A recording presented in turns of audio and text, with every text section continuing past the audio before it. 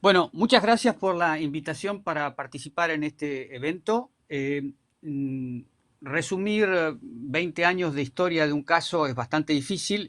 Voy a utilizar un método que se me ocurre que es el mejor y lo voy a hacer a partir de los agradecimientos y ya va a llegar el momento en que voy a tener que agradecerles a mis compañeros de cautiverio que me han hecho llegar el mensaje que acabas de leer. En primer lugar, yo quería agradecer a el entonces embajador francés en Ginebra, Jean-Baptiste Mattei, que en el año 2010, cuando yo concurrí al examen de Francia ante el Comité contra la Tortura, como hacíamos muchos periodistas, ese examen es un examen obligatorio que se hace cada 5 años. Los estados que han ratificado la Convención contra la Tortura tienen la obligación de concurrir a ese examen. Dura 2 días, es un examen público y las ONG concurren, los periodistas concurren y todo el mundo habla con los expertos porque los expertos tienen que preguntarle al país sobre distintos temas. Y entonces yo había deslizado a dos de esos expertos el hecho de que Cavallo tenía una condecoración de la Orden Nacional del Mérito en Francia y que era una ocasión, ese examen, de quizá hacer una pregunta de ese tipo. Yo conocía a algunos expertos y esto ocurrió que finalmente no se planteó públicamente en el examen el tema de Cavallo, pero los expertos hablaron con el embajador Jean-Baptiste Mattei, a quien yo conocía muy bien y tenía una excelente relación con él por otros casos que yo traté, que no tienen nada que ver con la Argentina, sino con la difamación de religiones y otros temas. Y él me dijo que estaba al corriente de lo que yo había comunicado al comité y que él se iba a ocupar del caso. Entonces, por lo que va a venir, el papel que jugó Jean-Baptiste Mattei fue muy importante en el 2010, alrededor de abril. A tal punto que yo conseguí en el mes de abril, ahí durante el examen, un encuentro, una conversación con Anne-Françoise Tissier, que era en aquel momento una consejera jurídica del Ministerio de Relaciones Exteriores de Francia. Es esta mujer que me dio declaraciones públicas que yo utilicé de la forma que voy a explicar ahora. Ella me explicó que en términos rápidos era posible quitarle una condecoración a un francés, pero no era posible hacerlo con un extranjero porque no había una base legal suficiente. Que eso se tenía que enmendar, que lo tenía que enmendar Francia, y por otro lado, que para quitarle la condecoración a un militar tenía que haber una condena definitiva contra esa persona, es decir, que Cavallo tenía que tener una condena ratificada por la Corte Suprema de la Argentina, cosa que en el 2010 no había ocurrido.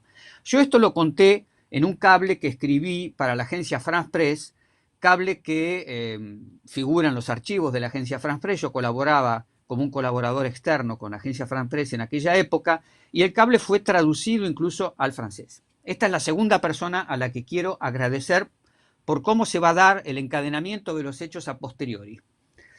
La tercera persona a la que tengo que agradecer es al ministro de Relaciones Exteriores de Francia en aquella época, Bernard Kouchner, que el 23 de julio del 2010 escribió una carta a Pierre Vercís, que era presidente de una organización creada y basada en la Argentina que se llama Nuevos Derechos del Hombre, y que Pierre Vercís, como se había interesado por el caso de Cavallo, Bernard Kouchner le respondía explicando que él se había ocupado de que el presidente Nicolás Sarkozy produjera un decreto para enmendar la ausencia de suficiente base legal en la legislación francesa para poder quitarle la condecoración a Cavallo. Me confirmaba que la condecoración existía y decía, bueno, ahora hay que esperar que haya una condena firme, como se dice, en la Argentina para poder proceder.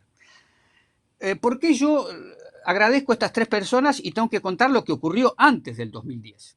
Porque el tema de Cavallo a mí me sorprendió en medio de un viaje hacia la Argentina. A él lo detienen el 24 de agosto.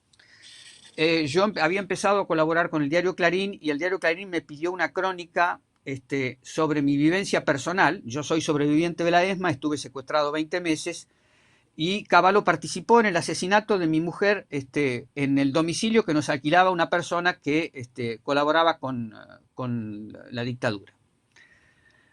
Ocurrió que lo conté y salió en la edición de Clarín del 26, y como yo estaba en relación con el juez Baltasar Garzón, Garzón, sabiendo que yo estaba en España, como yo ya había declarado en la causa de Garzón sobre la Argentina, porque en ese momento estaban las leyes de impunidad en la Argentina y no se podía hacer un enjuiciamiento en la Argentina, eh, Garzón me localizó rápidamente y me dijo que tenía un problema porque Cavallo negaba ser Cavallo, es decir, negaba ser el represor de la ESMA, y que le habían llegado una documentación de México y quería que testigos de la ESMA fueran a mirar esa documentación, y había fotos en esa documentación.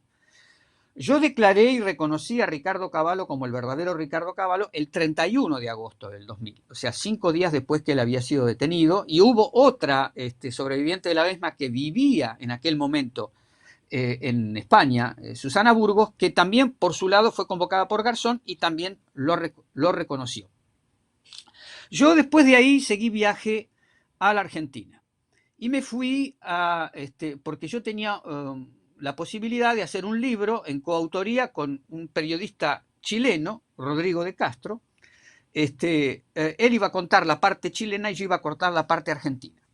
Esto tuvo un vínculo con Cavallo. ¿Por qué? Porque la investigación tenía que ver con un grupo de personas del Medio Oriente que se habían naturalizado en tiempo veloz y se habían instalado en la provincia de Mendoza, y que todo eso era teledirigido por un sirio que se llamaba Monser Alcázar, que había conseguido la nacionalidad argentina también en tiempo récord en Buenos Aires. Fue un caso muy conocido, que era una persona vinculada al presidente Carlos Menem.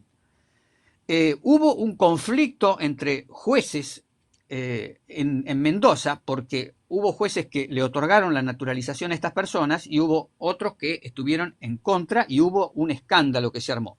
¿Cuál era el proyecto de estos medio orientales instalándose allí?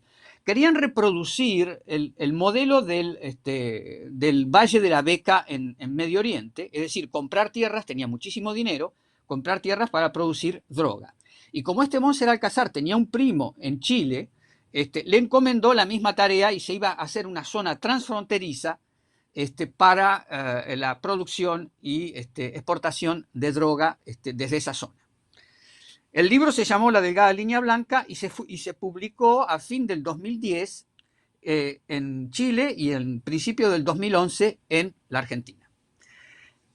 Allí apareció, entonces yo me fui a Mendoza a investigar este tema. Y me encuentro con Cavallo. Y es por eso que yo publico en el diario Clarín el 10 de septiembre del año 2000 el tema de la condecoración. Digo me encuentro con Cavallo porque me encuentro con los negocios sucios que se estaban destapando en Mendoza a causa de esto que había ocurrido con los medio orientales que se habían naturalizado, y ahí surgía una carta de Cavallo en los papeles que se habían secuestrado en algunas oficinas, concretamente, en la que él presentaba su currículum y decía que tenía la Orden Nacional del Mérito francesa, otorgada en 1985. Y entonces es ahí donde yo publico por primera vez, el 10 de septiembre del año 2000, el tema de la condecoración.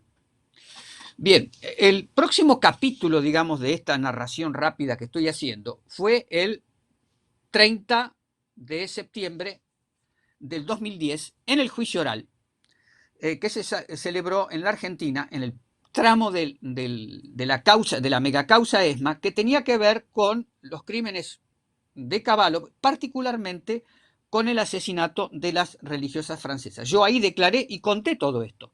Y conté que estaba la declaración, la condecoración, y conté también que el presidente Sarkozy había hecho lo necesario para que Francia tuviera la posibilidad de quitarle la condecoración, pero que la Argentina tenía que hacer la parte de su trabajo y conseguir una condena definitiva. En ese tramo del juicio, Cavallo fue condenado a cadena perpetua, pero la ratificación de la Corte Suprema tardó mucho tiempo. Yo me enteré bastante después que la Corte Suprema tomó la decisión de ratificar esta condena.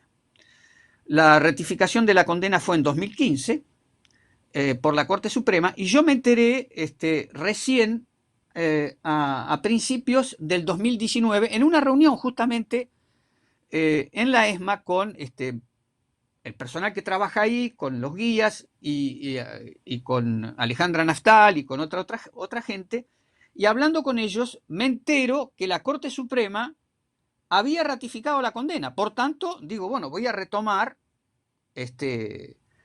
mis contactos con Francia, y entonces cuando volví a Ginebra le escribí una carta al embajador francés en Ginebra, François Ribasseau, del 5 de marzo del 2019, con copia a Alejandro Anastal, porque el problema es que para todo este tipo de trámites yo trataba de tener siempre un testigo, concretamente, de lo que yo hacía. Resultó que el embajador Ribasseau me contestó en 15 días más o menos, y me anticiparon la carta por email con copia a Alejandra.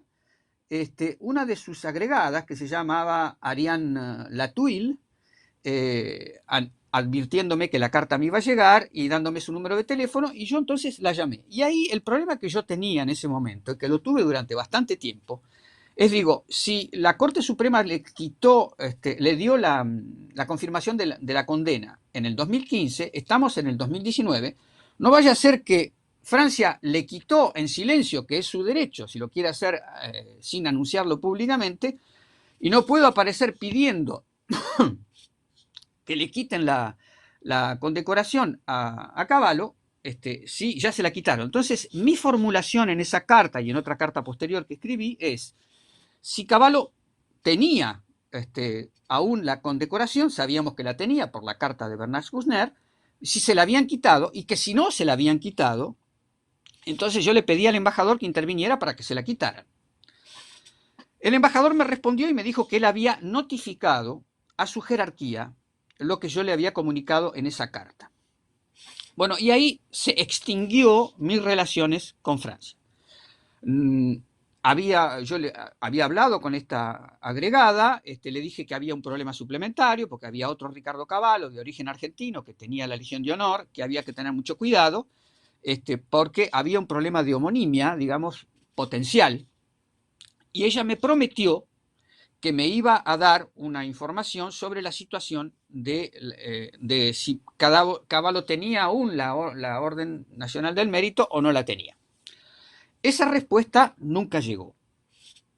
Entonces pasó el tiempo, yo decidí un año después mandar otra segunda carta al mismo embajador Ribasseau, que no tuvo respuesta. Entonces empecé a preparar otra cosa que no se terminó de realizar, pero que la voy a contar acá porque además hoy he revelado en Facebook 2 documentos, que es la siguiente. Evidentemente, por razones que yo no puedo saber, Francia no quiere hablar más de este tema. Entonces digo, ¿qué posibilidades tengo yo como víctima de presentar el caso en la ONU? Mi caso. Y eso motivó una serie de consultas confidenciales que yo hice con relatores de la ONU, con ONGs, y entonces preparé un borrador para presentar el caso, para presentarme yo como víctima de tortura ante el relator de la ONU contra la tortura, que se llama Nils Melzer. Yo lo había seguido, lo habíamos seguido las ONGs en el tratamiento que estaba dando él al caso de Julian Assange, que está preso en Gran Bretaña, y él había digamos, realizado una interpretación, digamos, de la Convención contra la Tortura. Y entonces ahí llegamos a la conclusión que si Francia se negaba a quitarle la condecoración a Ricardo Cavallo, eso significaba un tratamiento degradante, equivalente a la tortura, y que eso significaba concretamente la revictimización de las víctimas. Yo tenía preparado un testimonio en castellano y en francés, pero ¿qué pasó? antes de presentarlo, surgió la historia del viaje del presidente Alberto Fernández a Francia, acompañado de dos de sus ministros, concretamente una de ellas, Marcela Losardo, que es ministra de Justicia. Entonces ocurrió que mis compañeros de cautiverio se organizaron y porque yo desde afuera poco podía aportar, y produjimos una declaración pública el 30 de enero del 2020.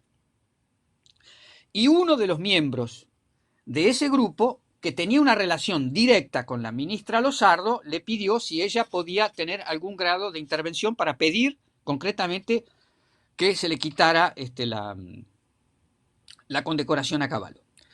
Marcela Losardo hizo la consulta en Buenos Aires con el presidente de la Nación, Alberto Fernández, y respondió en una llamada telefónica que fue grabada por mis compañeros de cautiverio y que yo pude escuchar.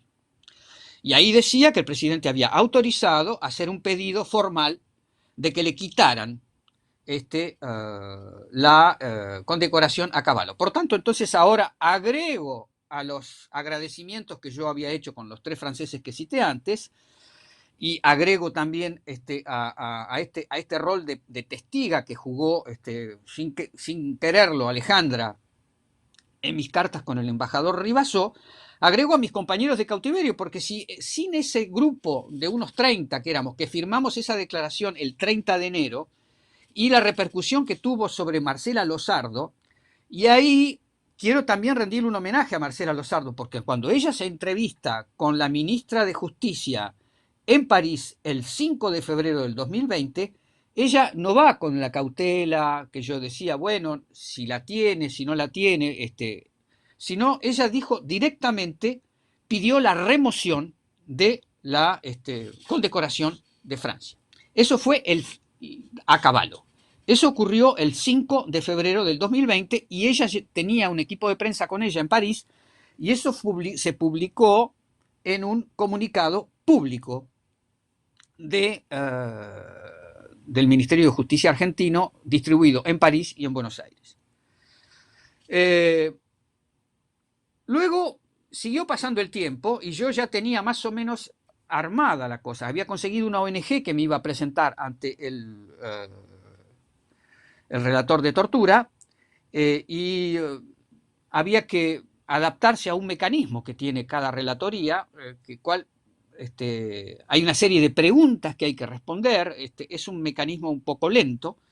Entonces, al margen de que yo había hecho un testimonio que era un texto, digamos, de mi caso, había que responder a ese cuestionario.